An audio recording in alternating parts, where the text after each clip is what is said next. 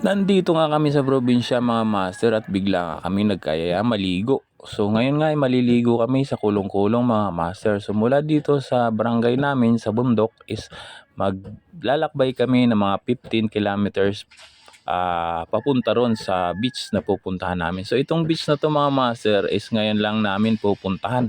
So ang tawag sa beach na to ay Kulong-Kulong Beach sa may dito ngayon mga master sa San Francisco, Quezon sa ibabang Tayuman mga master. So masasabi nga natin to na biglaan lang talaga to mga master yung usapan namin kasi kahapon na kami nag-usap-usap at ngayon nga ay lalarga na kami at nandito nga kami, malapit na kami sa bayan. So ganda ng tanawin dito sa probinsya mga master at kung nakikita niyo mga master, wala kami mga helmet, ganyan talaga dito sa probinsya kasi probinsya talaga to.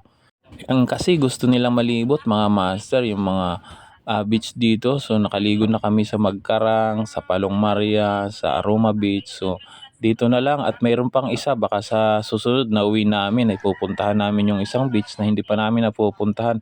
So maganda raw dito sa Kulong-Kulong at nandito nga kami mga master. Pagdating nga namin dito is kumain na agad kami dahil nagutom na kami at yung iba nga ay wala pang almusal at yung iba nga ay may hangover pa mga master kaya kumain muna kami dito bago kami maligo. So ang baon nga pala namin dito mga master ay spaghetti, pansit at isda lang no. So at dito nga may naglako ng mga bata mga master na ito mga lamang dagat at binili nga namin to mga master 3 balot. So ang balot nga pala mga master ay 50 pesos lang. So ang sarap nga nito mga master oh.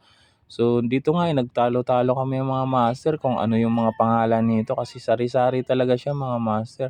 So ang naalala ko lang na ang pangalan nitong isa ay Saang kung tawagin dito sa Quezon no. So yan nga mga master, may mga susupa siya, may kung ano-ano, basta nagtalo-talo kami rito at medyo nakainom na rin kami dito kaya makukulit na kami. Hindi ko lang talaga pwedeng ilabas yung mga boses nila kasi nga may tugtog dito baka maka-copyright tayo mga master dahil nga nagdala rin kami ng speaker dito at dito nga mga master lulutuin na namin to at hindi na namin to haluan na kung ano-anong ingredients mga master, pinakuluan na lang namin yan at habang nagpapakulo ay siyempre nagtatagay-tagay na rin kami dito mga master no. So sarap pala dito mga master at tahimik dito. Kami lang yung maingay dito dahil nga nagdala kami rito ng speaker mga master. At ang videoke kasi dito is ang arkela is 1.5.